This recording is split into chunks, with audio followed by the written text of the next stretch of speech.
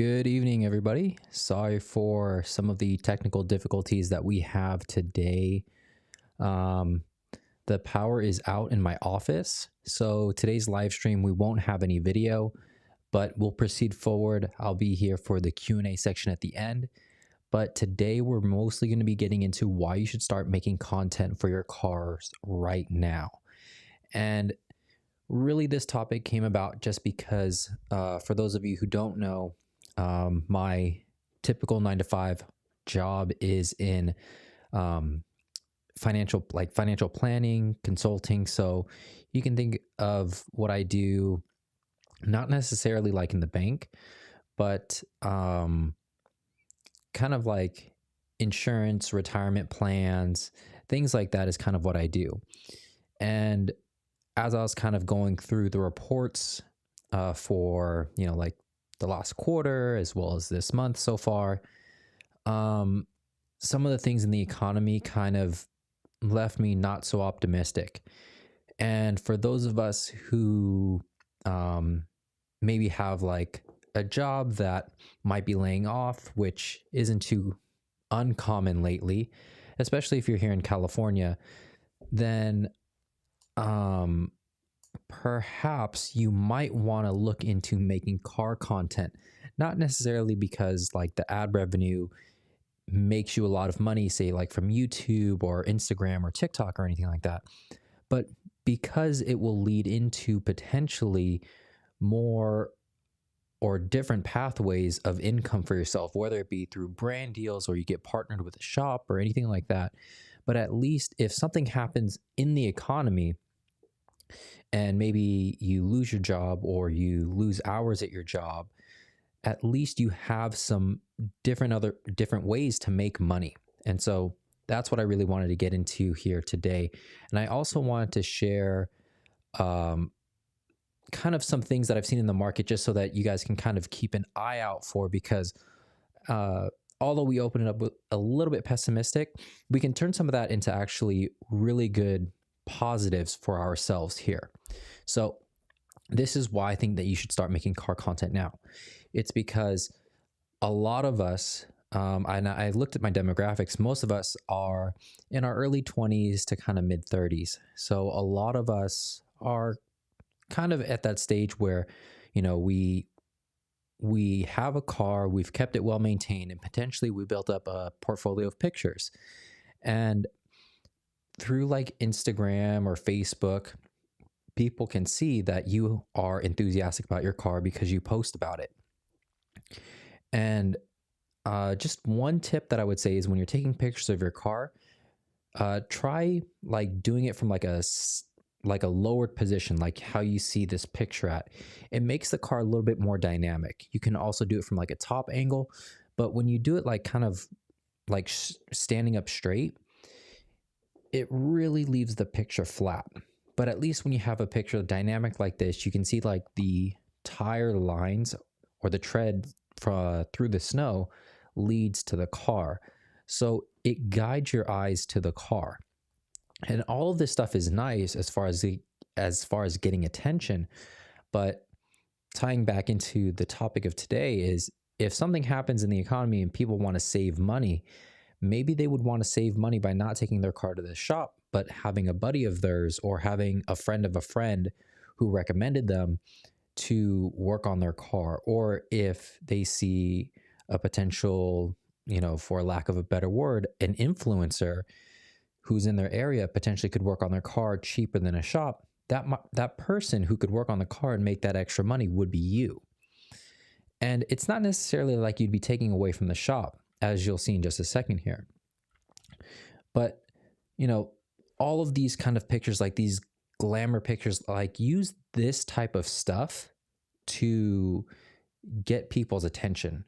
But also at the same time, maybe in the description section, establish yourself as a specialist or kind of like a semi-expert on this particular car, model, engine, whatever it is that you can promote yourself on about this car or about this specific feature of this car.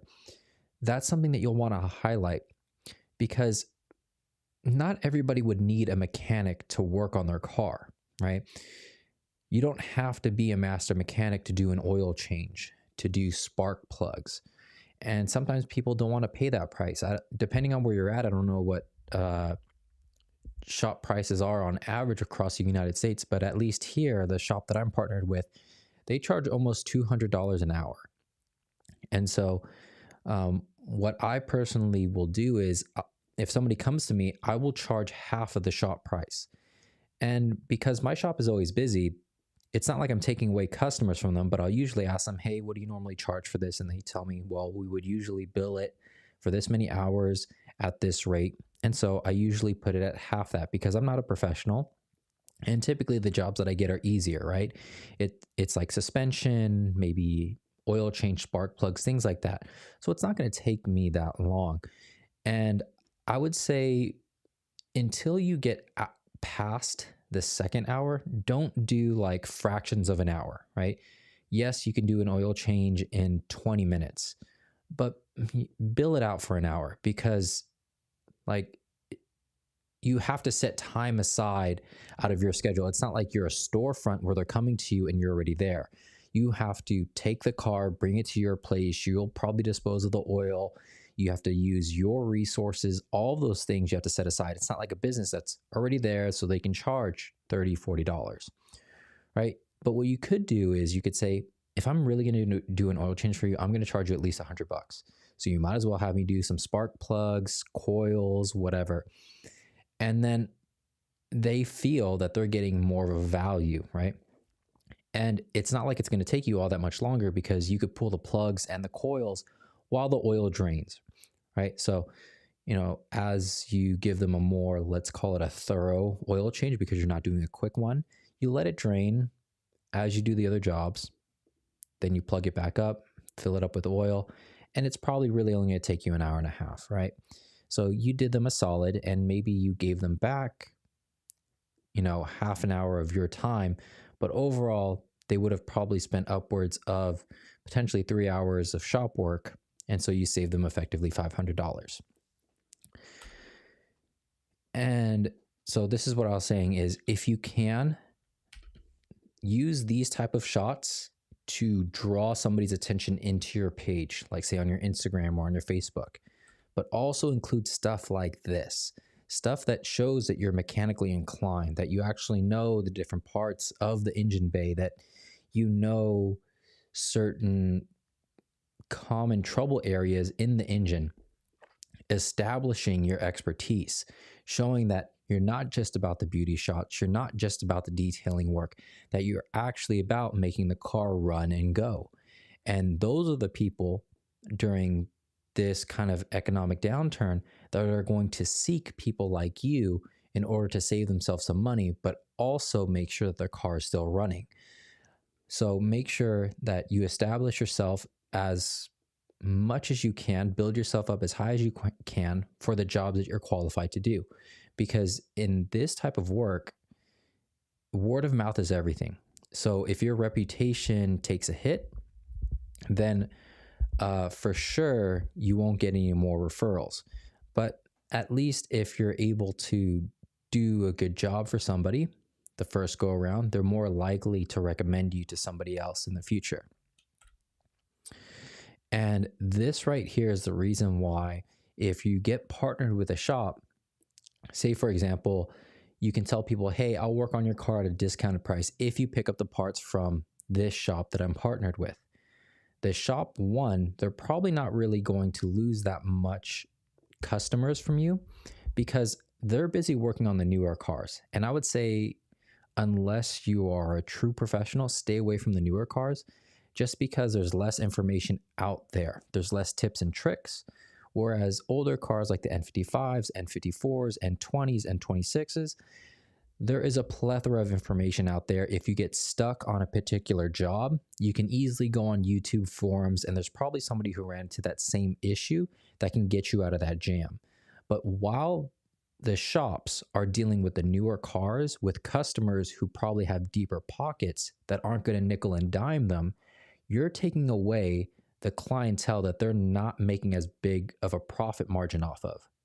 But what you are giving them is a customer who's buying parts from them. So they are making money in a different way that is easier and more time effective for them. So you're really doing them a favor. And in exchange for that, they're not going to mind giving you some insight as far as how much to bill this person, but also because you're not necessarily asking anything in return. If something happens to your car down the line, maybe they would give you a discount, or even if it's a small job, they would do it for free. So it's a lot of like favor for a favor type of thing. And that's what's really going to help sustain you during these times.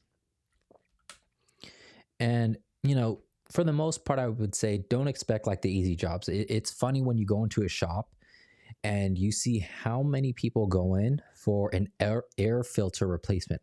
A lot of people actually pay for a shop to do like a drop-in filter or a, you know, a bolt-on like an air intake.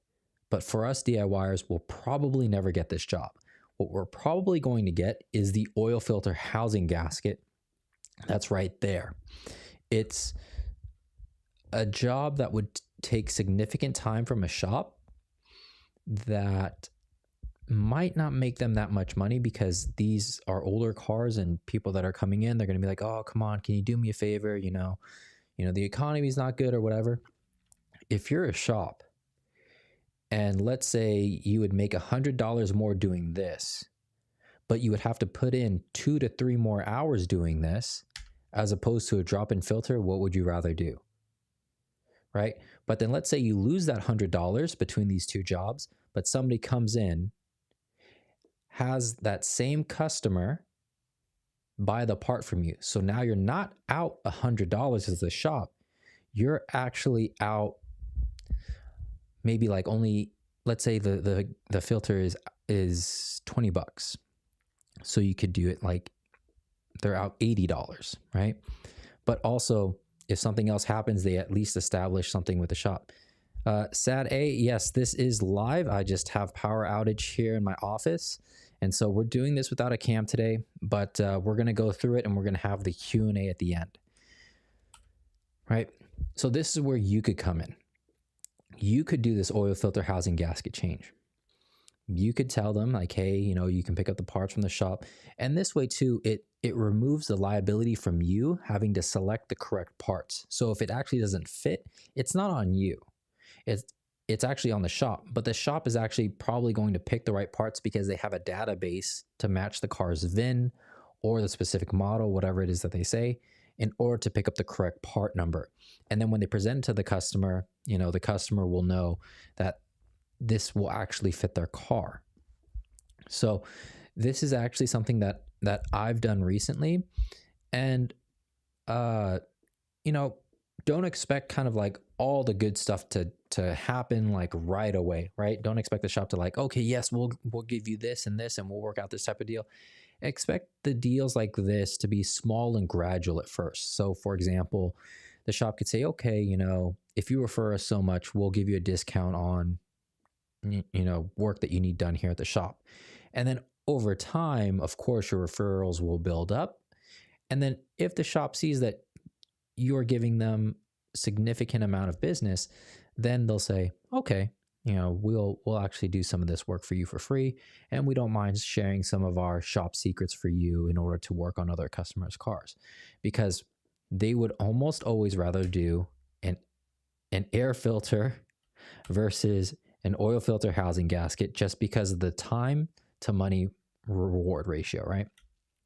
And they also know that people who have an oil filter housing gasket, it's an older car, and probably they might not have as much money, versus somebody who's like, oh, I want all this bling on my car. It's a brand new G80, right?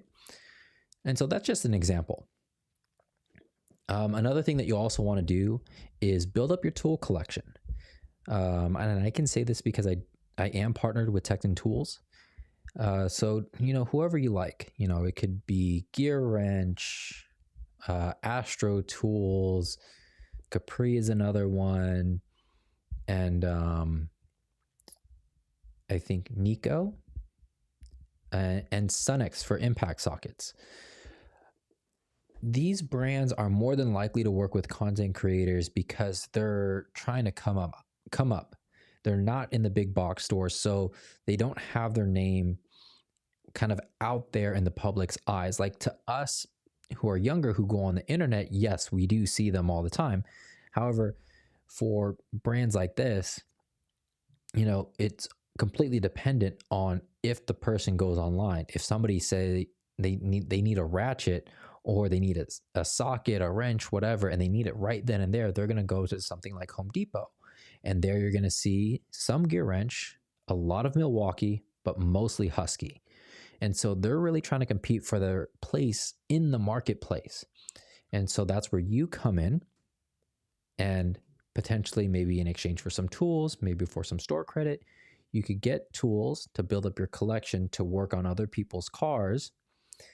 And also you might get compensated as well. It really depends on what you're able to provide for them as a company and what you're asking for in return. So this is another thing when people say, oh, I'll just work on the car myself because it'll be cheaper. What if that person doesn't have any tools? Their first oil change is going to be more expensive than if they were to take it to a shop, because they haven't yet invested in the tools in order to do the job. But you have, and you're coming in at a much lower price point than the shop, and you're definitely coming in at a much lower price point than if they were to buy all the tools themselves and do it themselves. Not only that, is you're saving them time because you're experienced, you know how to do this. You're probably going to be able to bang out this job in like 20 minutes, like an oil change, versus if they were to do it for the first time, they're going to struggle a little bit, right?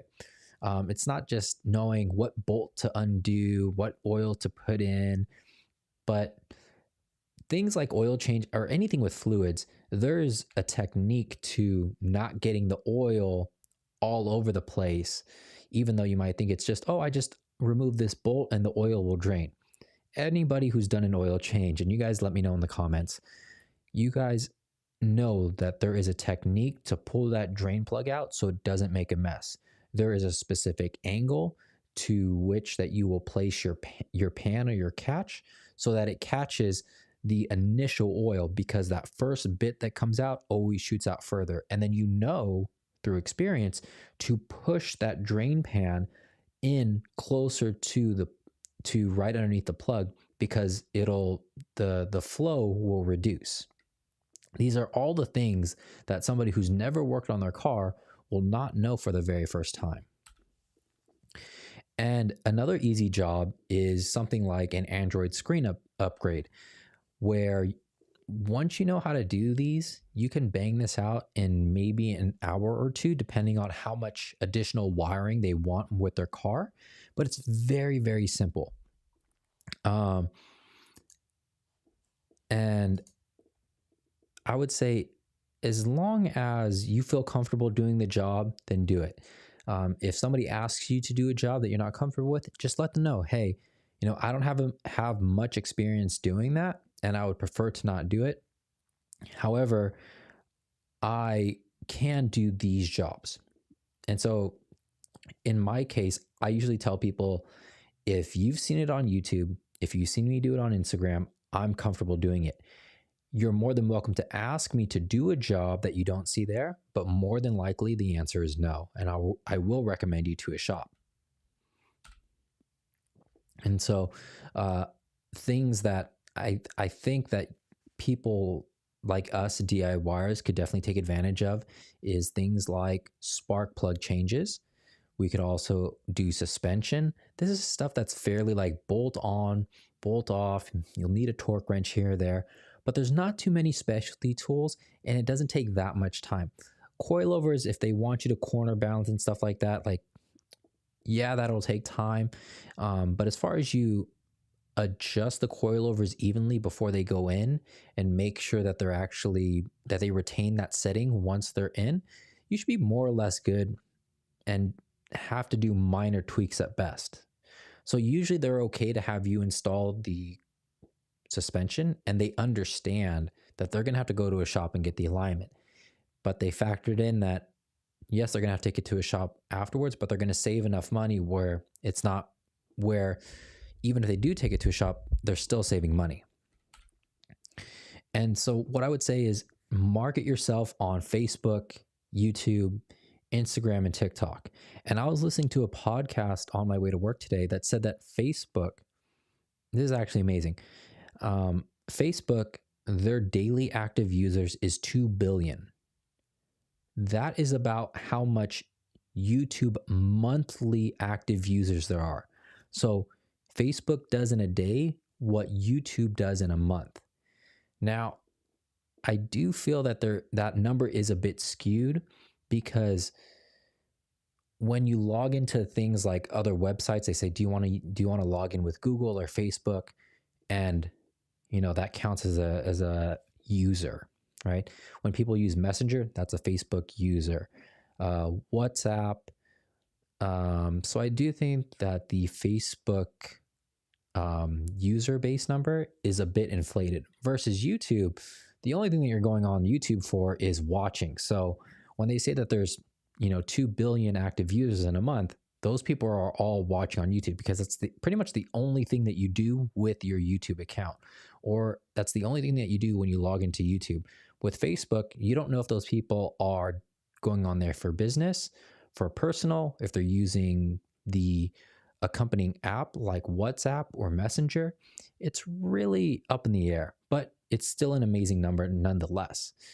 The other two platforms, between TikTok and Instagram, I used to lean more on Instagram. I will say that Instagram is more or less the business page, or the business card, I should say. It's the modern business card, as opposed to handing out those paper ones. That's where people will look and say, look at your following. They'll see how professional you are and all that other stuff. TikTok still gets a bad rap. However, you can post your YouTube shorts if you edit it and produce it on an independent software, say like on Final Cut or DaVinci Resolve.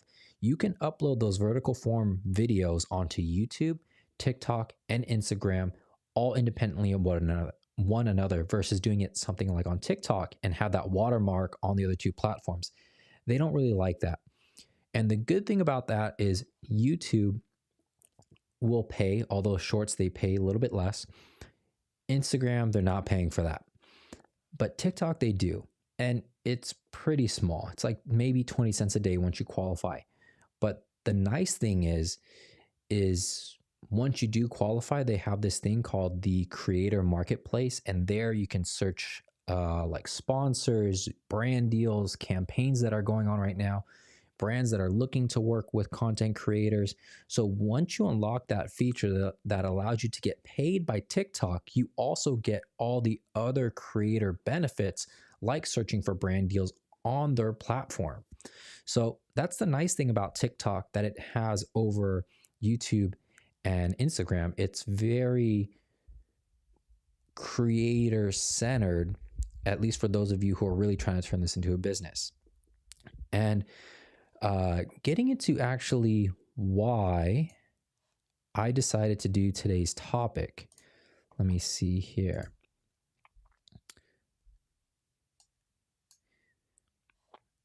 This is actually why.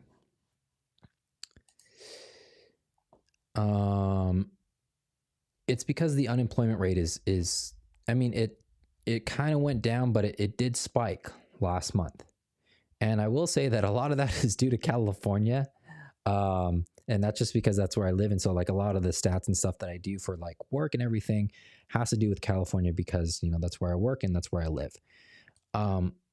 However, I was also reading another article that said that this number is pretty skewed. Our unemployment number is actually much higher than this, because although I don't agree with it, California did recategorize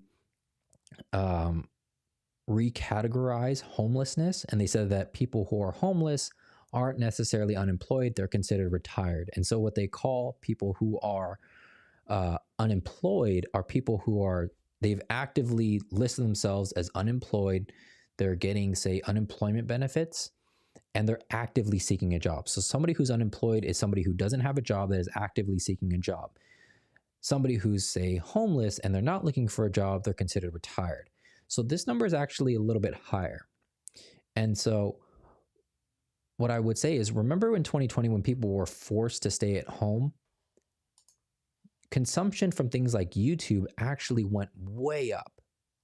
And so people now, because of the unemployment rate, and it's not just because people are homeless, but it's because that the economy isn't doing well. So jobs, I mean, you hear it all the time, like in the tech sector, and actually that's kind of where I work, or at least the location where I work. It's in the tech area. A lot of people are laying off, and a lot of those people aren't able to get a job again, so they're unemployed. So they're at home. And so I'm using 2020 as kind of like a correlative stat, saying that a lot of people significantly spent more time on YouTube when they were forced to stay at home, when they had nothing else to do. And a lot of these people were going on there to learn things like new hobbies, new tasks. You see a lot of the stores like Home Depot get a lot of business because a lot of people who put off things like home improvement went and said, you know what, if I'm going to be stuck at home, at least I can go fix the things that I didn't have enough time to when I was working full time. Those are the people that you're going to want to look and attract. So what I would say is, when looking at these stats and also pairing that with the unemployment rate, you as somebody who's able to work on somebody else's car or use that repair video to boost your credibility in the space will be teaching somebody who is going to be on YouTube, TikTok, Instagram more. So you're going to be able to get more eyes, and you're going to be able to build that additional pathway of revenue. And getting back onto the thing with tools is Home Depot and Lowe's, both of their stocks today took a really big hit. And essentially what they said is they didn't meet their quarterly earnings. And what that tells us is that in order to make up for this, they're probably going to have to do one or two things. They're either going to have to increase the price of all of their inventory, or they're going to have to drop prices in hopes that people or more people would buy up their current stock. Basically, they're going for the selling more units at a lower price point versus selling fewer units at a higher price point. And that's where, if you're somebody who's looking to get into this or looking to start making car content, whether you want to work on other people's cars or not, this is where you could come in and start building your inventory of tools. So just be on the lookout for that. You know, there are a couple of holidays that are coming up that these tool stores usually do. And so expect big savings around the corner. So if you were looking at, say, like a new impact wrench, a new set of sockets or wrenches, I would say hold off if you really don't need it, because this right here and this is indicative that there's probably going to be a big sale in the coming long weekends ahead. More so than what we usually see during the typical summer holiday sales. And so with that, I will open it up for Q&A now. And again, everybody, I'm sorry that I could not have my cam up. The power outage is still going on. For those of you who follow me on Instagram, I did leave a little message there and just explaining that there is a power outage. I did call PG&E and they said that the power wouldn't be back on until about 9:30. So I'm not going to stay here until 9:30 in a dark office. I'm definitely going to be home by that time. But I didn't want to not do a live stream. And because we already have the topic up. And so according to Traction Control Delete, this was a good topic. So I'm glad that even without a cam, people enjoyed the topic. And even 40 though has been thinking about doing this. I'm assuming he's been thinking about creating content. So I'm glad that I stayed here through the blackout or the brownout, whatever it is, in order to share this information. And I hope it was helpful. And if you guys have any questions, I will be here to answer them. Sad, I did answer that one earlier. Oh no. Sad, just join the topic here to start making videos on your own car. Yeah, so all this stuff, I would say you could do this all on your own car too. You don't have to do it on other people's car. It's always good to start on your own car And then I would say that working on other people's car is just a great pathway to another form of content, right? So say for example, you already did suspension on your car and maybe you didn't like how it was filmed, or maybe you learned a few new tricks that would have looked better, and somebody comes to you and says, "Hey, I saw how you did your suspension. Could you install mine too?" Guess what? You have a second chance to improve on something else, and potentially they got a different suspension setup than what you got. So you can market for that other company on a car that's not yours with money that's not yours because it's not your car. You didn't buy the parts. So it's just another way. But I would definitely say the what I keep wanting to let people know is don't get intimidated that there are other people on YouTube already that have made the exact video that you're about to make, because all that you have to do is attack it from a slightly different camera angle, give it a slightly different perspective.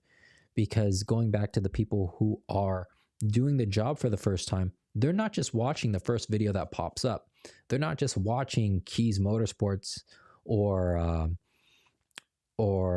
Justin Bice, who has over 200,000 followers, right?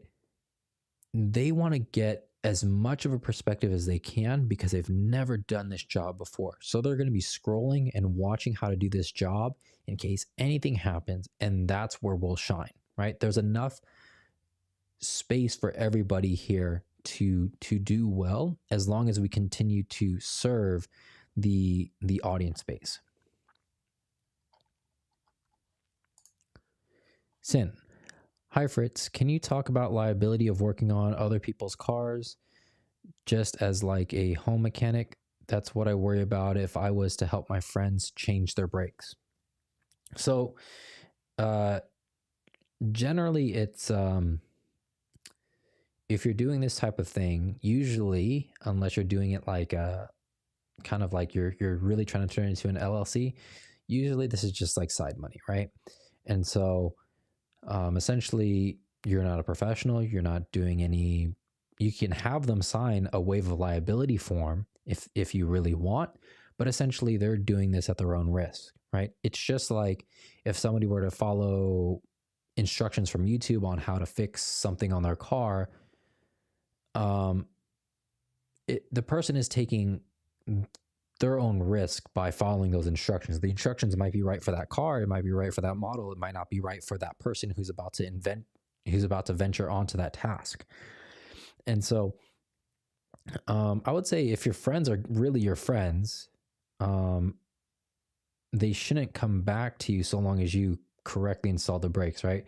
So when it comes to brakes, just make sure that you get all the air out of the line, that they work properly, you do a test drive on it, and it should be fine, right?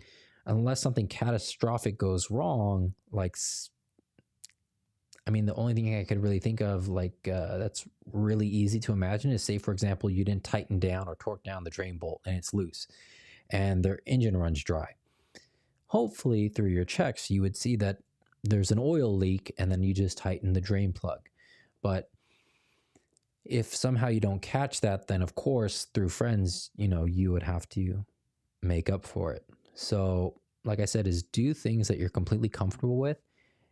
And if you're doing this, just double, triple check your work and everything, because you don't have business insurance to cover you. So if this is really a friend, your friend should be honest. If the issue is really from you, and you should be considered as a friend, that if the mistake was caused by your own two hands, that you'll make it right. And to the best of my knowledge, that's always a good policy to have, right? If your friend is coming to you to save some money, they trust you, you should trust them that they're not going to come back to you if everything goes right. And then if something does go wrong, they'll let you know, and then you fix it. Soul Slinger, and this is the guy actually that I really wanted to see in the chat today. Thanks for your concern, man. But Soul Slinger is actually pretty is pretty much doing all the things that we talked about today as far as working on other people's cars.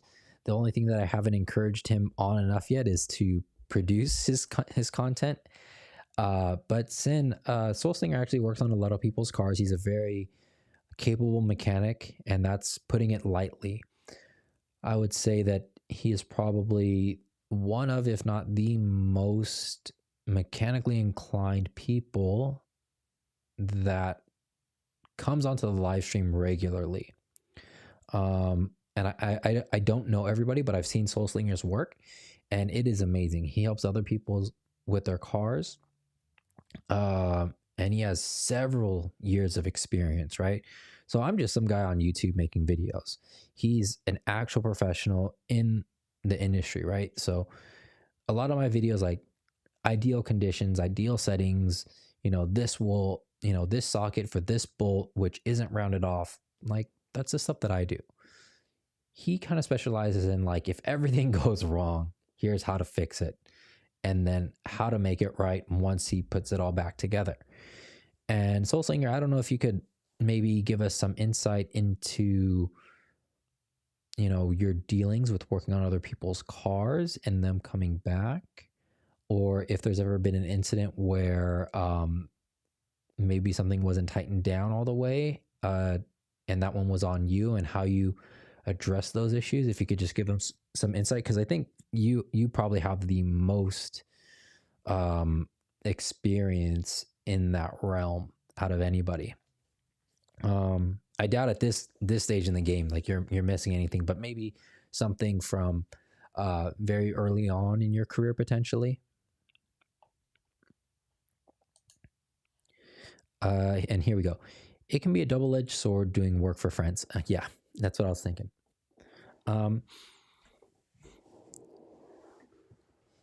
I mean, I still think that as long as there's a good mutual trust and respect between the friends, I mean, if there should be, because otherwise you wouldn't be friends, then it shouldn't be that big of an issue. If you're willing to correct anything that was caused by yourself, then that should be fine. And your friend should never, like, if you worked on their, let's say you worked on their brakes, right? And they're saying, my heated seat isn't working anymore, right? That's something that they wouldn't do. Or they're saying, like, my headlights don't work, it's because you changed out my suspension. That's something that friends should not do to one another, right? It's actually funny. Sometimes when I drop in the shop, I do see customers say stuff like that. They're like, oh, how come my hood gap to my bumper is misaligned? And like the guy was in there for like spark plugs or whatever. So they're like, all we did was open and close your hood, sir. Like, I can't imagine why it would be like that. So, those are all little things that some customers try to do, but if it's amongst friends, it shouldn't be. And this goes back to the original thing of only accept jobs that you're comfortable with. I would recommend working on your own car for the first time of any job. And then from there, you can determine if it's worth it or not. Like, at this point, although I did that video install of the sway bars, I would dread to do that task again. If I had enough time and just the leisure to, I think it would be fun, just with the experience that I've gained over time, as well as the tools that I have now, to do it again, just to run it back. But that would be more like a fun thing. That would be more like the carbon fiber sway bar that I did, which was minimal in handling improvement, but it was just really fun overall. It was a fun project for me. But I would not want to get paid for that, because it takes a lot of time. It's very tedious, and it causes other issues along the way. Like if you want to do suspension later on down the line, like the adjustable end links might not work out as intended. But I do feel very comfortable doing suspension, control arms. So most of the time, if you've seen me work on cars that are not mine or my dad's, that's somebody else's car that kind of fits the criteria of today's topic. and I wouldn't have accepted the job and put it out on video if I didn't feel comfortable with it. And even if you don't plan to film it, I would say imagine if you were to film it, if you were to film this job that you're about to do for somebody else, would you feel comfortable having that out on the internet? And if the answer is no, then I would say it's probably a job that you don't want to accept. If you're saying like, yeah, I feel very confident that I did everything safely and correctly, and I didn't leave any stone unturned, and I, crossed the T's and dotted all my I's, then that's a job that you want to take. Other than that, there's nothing wrong with saying no to a job. And if you're partnered with a shop, that's where you could always leverage the shop and just say, I don't feel comfortable doing this job. I would say that you should do it at a shop. And Soul Slinger's got some insight for us on the brakes. Doing brakes is in a way putting people's lives in your hands. It seems to be a trivial job to the person asking, but if you're not absolutely sure how to do it, things can go very bad. Absolutely. And this is one of the things where I would say you have to test drive the car if you're going to do this. I think mechanics, they can get away with a much shorter test drive because they have the air, like the compressed air that runs through the shop in order to properly get all the air out of the system and fill it up with like fresh brake fluid when they do the job, or even just, press out any air bubbles that formed in the lines. But for most of us, at best, we're doing this on a pressure bleeder, or we're doing this by the foot pedal method and topping up. If that air bubble is going to give you problems, it's not going to come potentially later on down the road. It might not come up on the initial test drive. And, you want to address that as soon as you can. And then at least if it happens to you during the test drive, hopefully you've taken it somewhere safe where you have a lot of space. And if the brakes fail for a few seconds, you can recover and have pretty much gotten away with it unscathed, right? And so I completely agree with that, Soul Slinger. Putting brakes is definitely you're putting someone else's lives, or the customer in this case is putting their life in someone else's hands. And for those of us who are about to embark on that job, we should take that very seriously, especially if this is your friend. You want to do your best to ensure their safety, because it's not all about making money for you and saving money for them. It's making sure that you're doing a good job and they're getting their car in a much safer condition than when they brought it to you for. So I do like that insight, Soul Slinger. Thank you for that. It seems like there's not as much activity. I guess I didn't really anticipate how impactful the camera feature is here. A lot of people, seems like it might not be live. I just wish that the power came on sooner. It actually cut out right at like 5 o'clock. And so I was like, oh no, I hope it comes back on in a little bit. And then I called PG&E and they said, nope, probably not until 9:30. So this is kind of like the bright idea that we have here in California to go fully electric with cars in a few years. And yet our power grid still does stuff like this. So there's that. But yeah, I mean, I just really wanted to make this video because I know there's a lot of people out there who are looking to get into content creation, not sure on how to start, not sure if it's actually lucrative. And I would say there's nothing wrong with, keeping your current job and doing this as on the side for now, right? Treat it like side money. Eventually it'll pay for something small. Let's say your weekly coffee or your Spotify $10 monthly account. And then eventually it'll pay for something bigger, like, your car insurance, your cell phone bill. And then eventually it'll pay for 2 bills, 3 bills. And then that's when you can really start thinking of, okay, maybe I can go part-time at my job and spend more time on this to increase this, because now you're working for yourself, right? You control your time. You have more flexibility in terms of, you know, the content that you produce and all of those things. And ultimately, you're going to be happier as well. And Soul Slinger has some more insight for us here. Thank you so much for chiming in here today with us, man. Also, when doing a job such as brakes, you need to look at the other components that might be failing or will fail. Tire wear, brake lines, bushings, etc. Great point. I completely forgot about that. Oh my god. See, this is what I mean. You always have to be humble too, right? Like, I think sometimes what I notice a lot of creators, they think like, oh, I'm the creator, I host the thing or whatnot. But I'll be honest, I think Soul Singer is really the person with the most credibility as far as working on cars here. Definitely more so than myself. And so thank you so much for putting that in here, man. That's absolutely correct.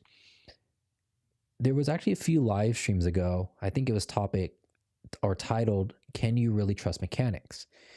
And the reason why I made that video is because for the 2 series that I just put the KWV1s on, when they came to me initially to do that job, when I was pulling things apart, I noticed that their ball joint end on their thrust arm was completely blown out on both ends. And they said that they took it to a shop not too long ago and got the car inspected. And the shop said, oh, you only need lower control arms done. So they did do the lower control arms. And they did look fine. So I'm pretty sure they replaced them. But also on that worksheet, it said something like they did a wheel and tire inspection. And those tires were trash. Absolute trash. They were bubbling from like the bottom and the sides. It looks like it was about to explode. So there was tread on them, but the tires were not in good shape. And then come to find out, two of those wheels were bent. So I don't know why they would charge a wheel and tire inspection and say everything's good, and then have the person leave with 2 bent wheels. And the reason why I know that they were bent before then is because the person who owns that car told me when they first bought the 2 Series, they got it on a really good deal. It's a rebuilt title, and the reason why they got a good deal is 1, because of the rebuilt title, but 2, because they said that the car was shaking a lot when they first got it, but they thought that they could manage it. And so one main issue was definitely the suspension. So like the shocks and springs, they were shot. The thrust arm was shot. And for a mechanic to replace the lower control arm, but not the thrust arm when they're right next to each other, I thought was completely irresponsible. And if you're a small time shop and you're busy, I get it. You probably don't want to deal with the axle bolt, but at least let the customer know. It wasn't until I pulled everything off and I was doing the suspension that I noticed that. And so that's another good thing. It's not an upsell if you're telling somebody that their tires are bald, that their brake lines are getting bad, that their wheel is bent. Because remember, they're probably not buying these parts from you. They're buying them from somebody else. And it's not that, oh, I want them to buy more parts, so I'm going to work on them. But if you replace the brakes for them and they can't stop in an emergency situation with fresh brakes, it might have been because their tire was bald. So Soul Slinger, that is an excellent point. Thank you so much for bringing that up. A lot of shops will charge for this. It's like a pre-purchase inspection or a diagnostic fee. But I think if we as DIYers are going to take on this task for people who are probably going to be our friends, this is something that we would want to do, right? If you had the opportunity to, for your best friend, your mom, dad, brother, sister, whoever, you would take a look and let them know, hey, you need new tires. Hey, your wheel is bent. You need new brakes, or your brake line seems to be nicked here. It's actually leaking a little bit. Your control arm is completely busted. That's why you have lack of steering response. These are all things that I think as non-professionals we should be on the lookout for if we're going to service somebody's car, and it's just in good nature, I think. So Slinger, I was wondering about taxes and getting paid through content. So Soul Singer, I would say working on other people's car, that's kind of a handshake and a wink, if you catch what I'm saying. Through content, I can say that if through affiliate links, if your partner would say like VRSF or ECS tuning, they will pay you out monthly. They can do like a direct deposit, and YouTube as well. And then at the end of the year, you get your tax statement and you report it, and you are kind of considered like an independent contractor. And what I would say to that is save things like receipts that you bought for tools, anything that you used in order to produce that content. So for me, because a lot of my stuff is related to cars, I write off everything associated with my car, probably minus the gas. So like the tools that I buy, the oil changes, the parts, all that stuff is a tax deductible write-off. And if the IRS ever comes back and they say, hey, that stuff wasn't for your business, I'll turn around and say, hey, yes, it was. Here's the video as proof. And so that's how you get around it. Taxes wise, as an independent contractor, just right off the bat, if I'm not mistaken, it's 40% that you pay in taxes. But with all the write-offs, you can get well below that. And so that's where it's advantageous. If you have something like YouTube and TikTok paying you, or Amazon affiliates paying you, I wouldn't say that you necessarily need to get an LLC. I mean, I still don't, at least in this case. You can just operate as that and then just do everything through something like TurboTax. That's what I typically use, and it's fine.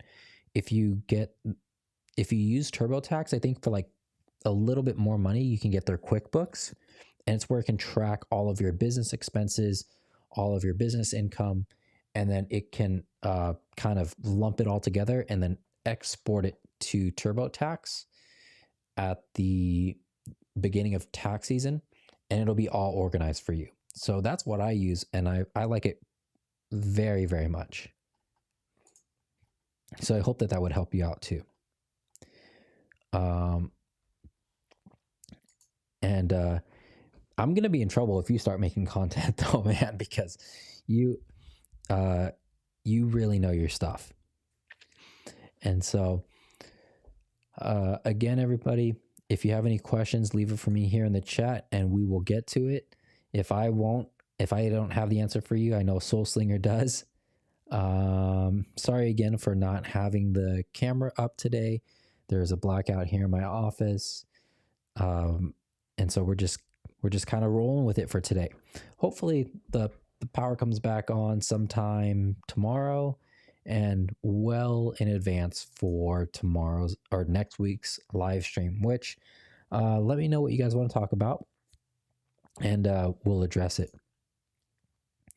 But if that is all that we have here for today, then it was a pleasure hanging out with everybody. I hope this encouraged some of you to start thinking about how to make a little bit extra money, how to get yourselves out there, how to, or like what jobs to accept if somebody were to approach you or anything like that.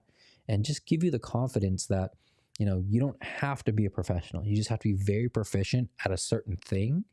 And when somebody approaches you, you either have the confidence to say, yes, I can, or no, I can't, and build those, say, business relationships with either shops around you, brands that you like and love, or even through the content that you create. And Soul Singer, I'm still working on it, LOL. It will be a while. Good stuff, man. Okay, so at least I have a little bit more shelf life as far as my credibility goes before you get on there. So I thank you for extending my pseudo career here for a little bit longer. And these live streams wouldn't be half as good without you here. So I'm very thankful for you. Thank you again for jumping on and lending your insight. You definitely brought some things here to people's attention that I don't think that I I would have had you not been here to bring up those topics. So thank you very much. And if you guys have any other questions for me throughout the week, it doesn't have to be right now. You've always have the free range to DM me on Instagram or TikTok. And with that, I hope all of you enjoy the rest of your day and rest of your week. I hope all of you have power wherever you are in the world. And I will see you next week.